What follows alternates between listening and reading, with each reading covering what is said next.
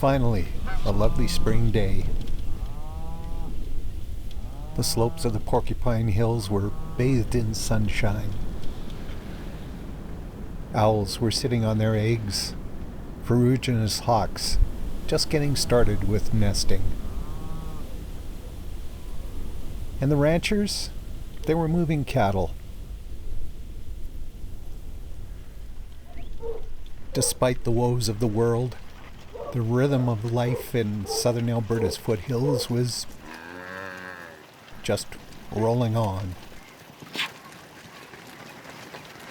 My original plan had been to just kind of drive along the east slopes of the Porcupine Hills and see what I could see. Like these ducks at Pine Coulee Reservoir. But as I went further south, the snow diminished until finally there was pretty much none. Warm sun, meadowlarks singing, and a light wind accompanying the music of a runoff-filled creek. The sounds of this symphony convinced me to ignore the high country and the snow and just stick to the prairie side. I crossed the open country of southern Alberta over to Keogh Lake. I'd been seeing geese all the way along, and I figured there might be a few over here, even though the lake was still frozen. Yeah, there were a few.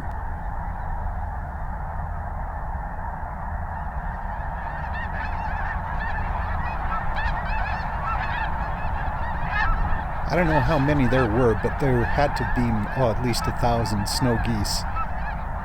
They took off and swirled and landed right back where they were.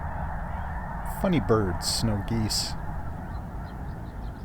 Yeah, the migration is really moving forward now, but obviously some birds don't make it, like this swan. But the vast majority of them do. And it seemed like the vast majority of them were hanging around southern Alberta. Every little patch of open water had pintails or widgeons or swans or mallards or all of the above.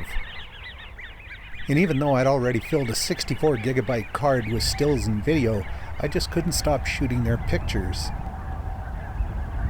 I mean, look at these birds. It was a great cacophonous swirl of avian life in this gorgeous southern Alberta springtime sun. But of course this is springtime in southern Alberta, so we could get another snowstorm anytime. But if it turns out to be a storm made of snow geese, I'm good with that.